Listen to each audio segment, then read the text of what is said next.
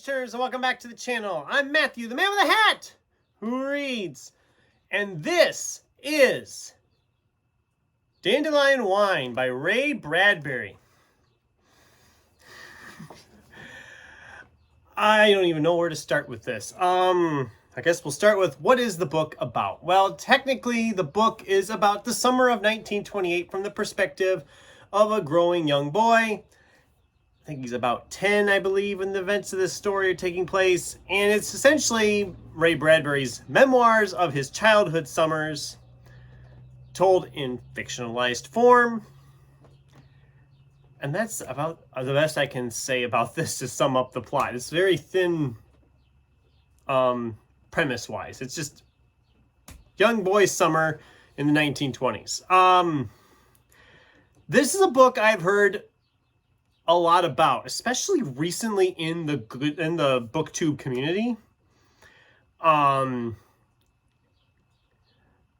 Okay, so for me, when you think of Bradbury, I think of his sci-fi stuff. I think of Fahrenheit 451.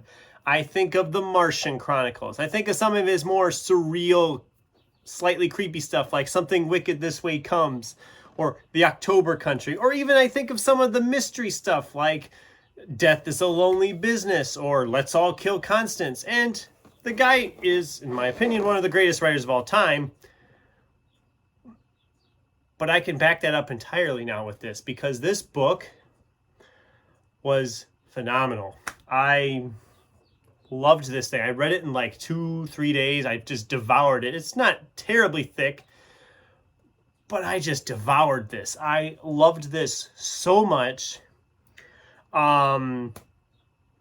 Just some of the stuff that, I mean, he's talking about, at one point they're talking about how every summer is the same. You do the same kind of thing. You do this and you do this and you do this. And that made me think of my childhood here on the farm growing up, about it was always the same thing. You did hay, you did the oats, you did the garden. Pretty soon you're helping grandma cut beans and husk corn, and then you get to fair time, and then it's like summer is coming down the home stretch and it's over, and you're just like, where did the summer go? And this book was like telling that same thing perfectly, like tone perfect to like my own childhood, which clearly was not in the 1920s, but that's a whole nother, we're not going to worry about that. Anyway,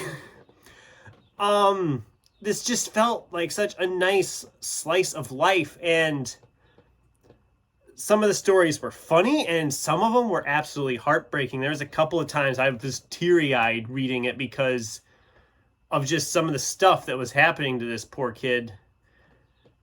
And it's just like, I've gone through some of that. I mean, there's one chapter or story, however you want to call it, where he finds out his best friend is moving away. His best friend's moving like 8 hours away. Now, I never had that happen to me. Not really anyway, but I know it's happened to a lot of people, and that whole story is such an emotionally packed story, and then it gets to the end and it's just heartbreaking. I'm not going to tell you what happens or what is said or done or anything, but it's just like, it just hits you hard, really hard. And it was just so wonderfully written, this book. It just felt like a nice, I mean, it just felt like summertime. This is the thing. This is the perfect book for summertime. It just feels like summer. It feels like a nice ice cold glass of lemonade that you're drinking on a hot day.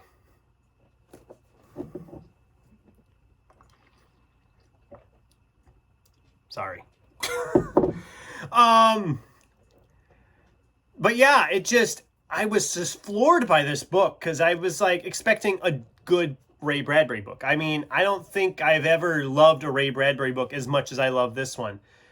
It just, everything worked for me on this. This was just it just hit me at the right time, in the right frame of mind, apparently.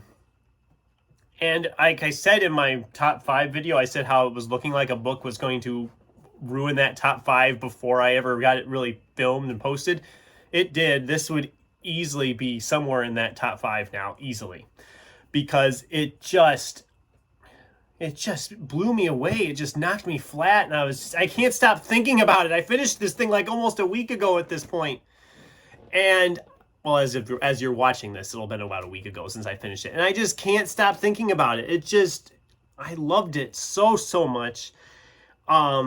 Required reading. If you've never tried any Ray Bradbury, if you're like, I don't want to read Ray Bradbury, I'm not a sci-fi person, read this, because there's nothing sci-fi about this story at all. It's just so beautifully written. It feels like summer all the way around. I can't say enough good things about it. It is just a phenomenal read. Whilst I'm happy I found this copy that I got, which is an old retro copy, for a whole $1, I would have paid a lot more for this book knowing now what I didn't know then, because I loved this. This was a 5-star read easily. Very possibly will be my book of the month. I don't see any of the other books I have picked out topping this for the month. I could be wrong. It's early in the month yet. But looking at the pile I have left to read and looking at the ones I'm currently working on, there might be some 5 stars in there, but I don't see them topping this, because this thing was just incredible. Absolutely incredible. And those are my thoughts on Ray Bradbury's Dandelion Wine. And yes, this is lemonade, not dandelion wine, so don't be thinking I'm getting drunk on camera. Although if you know me at all, that's not the case anyway. So what did you guys think? Have you read this book? Have you thought about reading this book? Am I way off base saying it's one of the greatest things I've ever read? Or am I not giving it the praise it deserves? I don't know. I'd love to hear from you in the comments down below. And until next time, thanks for watching, and keep turning pages.